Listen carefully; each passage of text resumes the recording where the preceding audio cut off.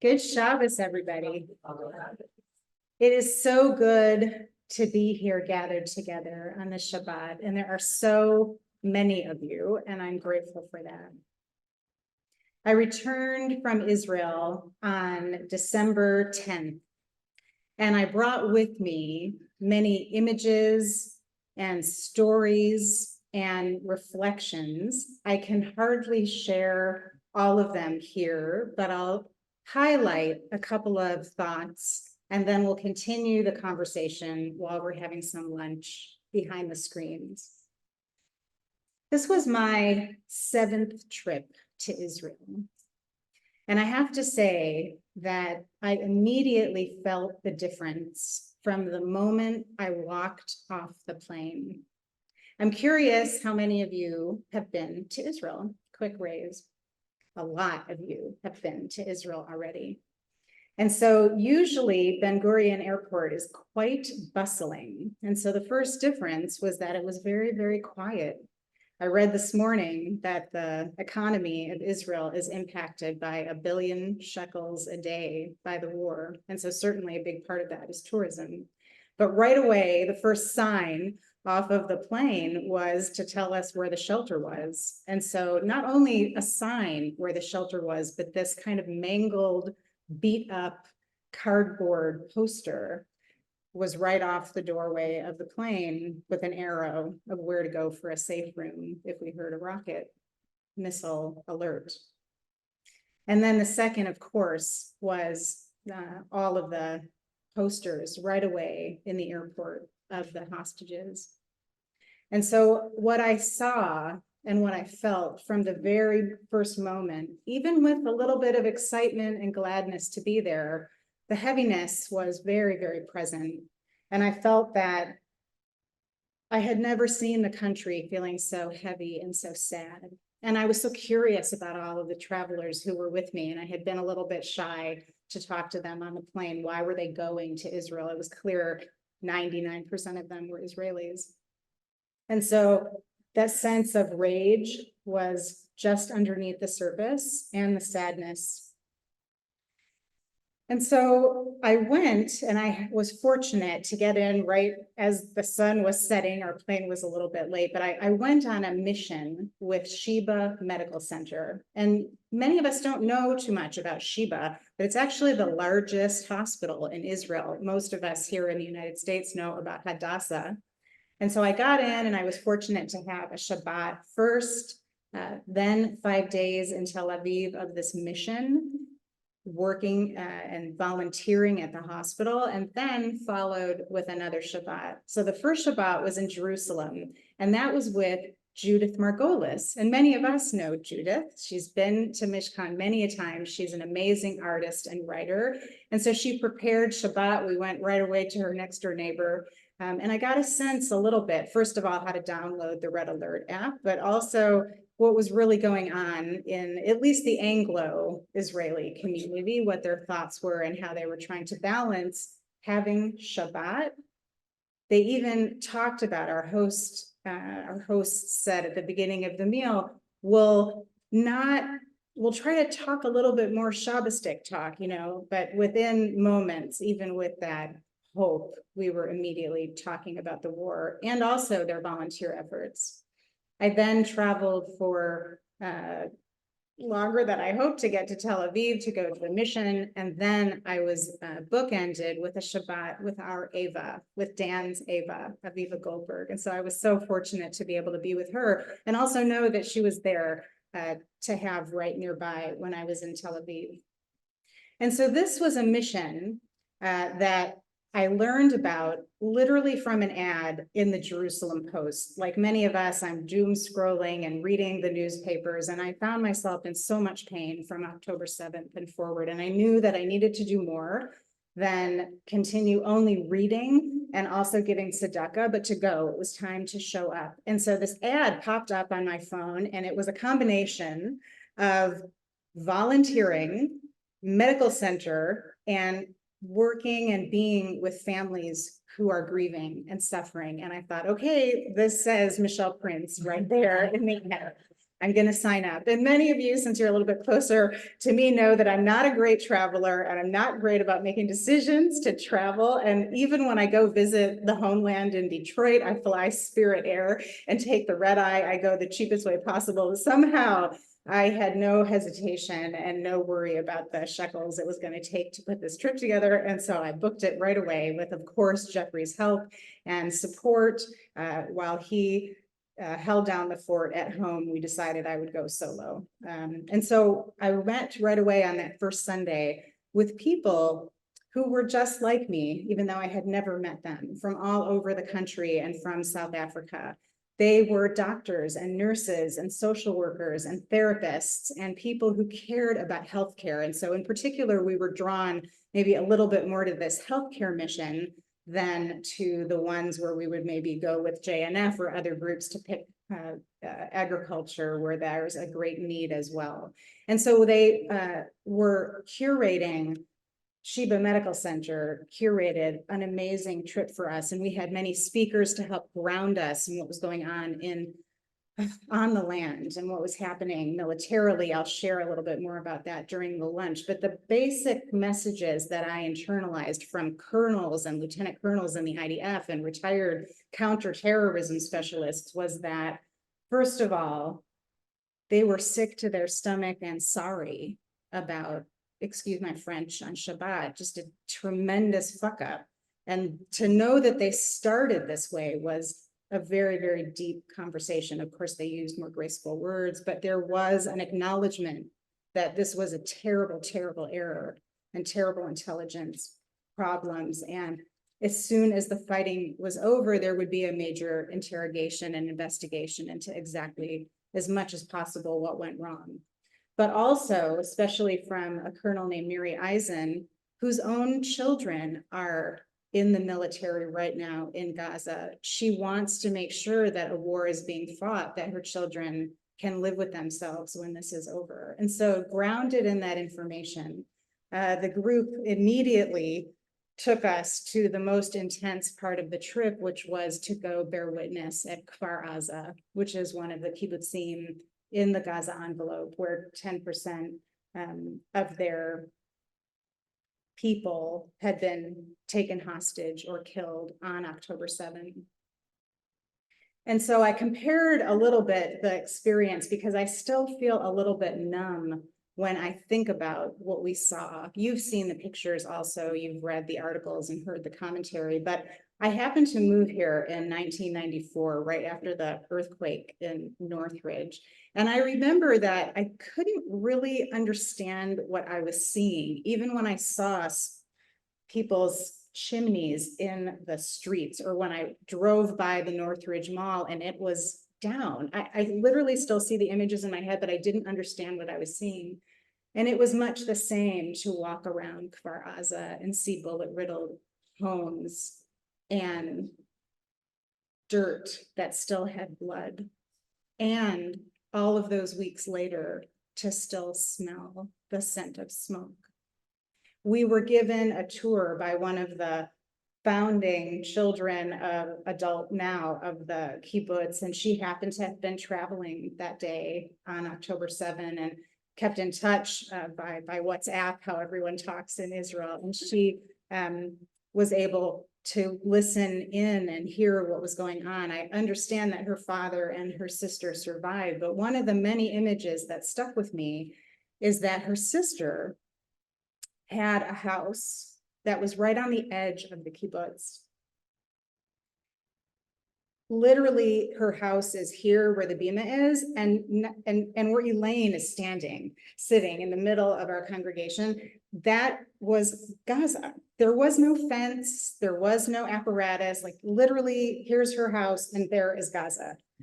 And there were trees in between. And we hear about the intelligence errors, but her sister shared that she felt in the weeks leading up to October 7 that people were looking at her through those trees, that she felt uncomfortable and had hair sticking up on the back of her neck to go take out the garbage or go start the grill in the backyard.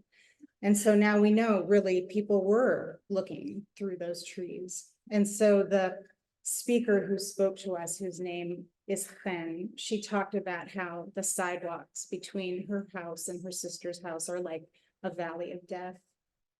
And so we bore witness to what happened. We held her stories with her. We respected deeply, and we were very, very careful. That's where the pictures came from, with me in helmet and ceramic flak jacket and bulletproof vest. There were not messing around, because there really are missiles and rockets and threats in that southern area, as well as in Tel Aviv and everywhere. But we had a full IDF escort, and really they had a lot of secure apparatus to make sure we were safe. Though I admit I did not tell my sister that we were going to the Gaza envelope until I came back and was safe and sound. But we said the Kaddish with her and brought her blessings and held. And so that was my duty, to come back and share with you that it's not just pictures in a magazine or in the newspaper, but people are suffering, and everyone has been displaced from that space. As almost an aside, as we were getting back on the bus, someone asked her, "Will you return?" And she paused and she said, "There are many different opinions about that right now. Some people, and we respect them all, some people never ever want to come back to Kibbutz Kfar Aza. Others want to come tomorrow. They want to rebuild their house. They want to be here. I personally will come back when I no longer need a safe room." And so it was so interesting to hear that measure of resilience and strength, and for her to even be able to tell the story of what happened. It was something else to behold. So we held on to that. And of course, we went to go eat after and had many, many good meals on this trip. But then the rest of the week, we were actually at Sheba Medical Center. And so most of you know, but to clarify, that I am a social worker by training. Right now, I work in volunteer services at Cedars-Sinai. So that's why the pieces of this trip were so important to me, the volunteering and being at a hospital. And once I signed up, I learned about all of the connectivity between Cedars-Sinai and Sheba Medical Center. There's research going on. And there's so many stories to talk about with Sheba, but two short ones are that they have, and it's a giant hospital. It's in Tel HaShomer. So it's as if St. John's and Providence and Cedars were all in one big city. You know, it's like a city of a hospital. And it was started back in the earliest days, before even the 1940s, if I understand, as a place to take wounded soldiers. And so all of these decades later, they have an incredible rehabilitation center, and they are where anybody would want to go after they have been injured. And so we were able to hear and bear witness and listen to and meet survivors of October 7. First, a young man who was at the rave at the concert and by chance lived. He was shot in both arms. They got into a car, they tried to get away. Everyone around him, literally in the car, was shot. His two friends were shot next to him. But somehow he managed to crawl over to some bushes and hide for hours and hours. And he survived and was taken to Sheba, and is now, the word is, he will recover, certainly physically. What will happen with his trauma is another story altogether. And what we learned was that at Sheba, because of all of the trauma that started well before October 7, they're starting a school. And maybe if I was at a different phase of life, I would go and move and go to Ulpan and strengthen my Hebrew and become fluent and get trained as a trauma social worker, because they're expecting the need. The experts at Sheba suggested they're going to try to train 30,000 more trauma specialists. And so we heard stories also of a police officer who was part of the shootout at the Sderot police headquarters that had been attacked on October 7. And similarly, he was Moroccan. So Rena, I think a little bit about it because he wore this beautiful amulet. And I found many of the Moroccan soldiers and families, they wear this gold amulet. And so I knew that they were Moroccan. And he was shot in both arms and both legs. And someone threw, one of the enemies threw a grenade right at him. And he said his Shema, but somehow the grenade did not go off and he survived to tell the story. And so again, my job is to be here and to tell you that story. And so we met volunteers, we met hostages, families, praying with us to hear those stories and bring them back for you. But one final story that really, really sticks with me on our final day at the hospital. We were literally going to be a volunteering morning, and I was ready to do anything. If you needed me to scoop, food, I could work in the washroom. I was ready to fold sheets. We all had different jobs, but I had a pretty cool assignment, and I got to drive around with one of the ambulance drivers. So it's not an ambulance like going to a crisis, but it's such a big, big place. They have these little mini ambulances that just go from building to building. So it's interesting that many of the ambulance drivers and transporters were Ethiopian Jews. And so the English Hebrew was a little bit tricky. And so we did the best that we could. And one of my volunteer colleagues and I were with this terrific ambulance driver, and we were taking a patient from one place to the next, and then on another we took an oxygen tank from one place to the next. But then I could see his breath deepened a little bit, and something in the air had changed. Something was going on, and I didn't quite get all of the Hebrew, but then I finally understood that a chopper was coming in, that a medic helicopter was coming in with 5 wounded soldiers.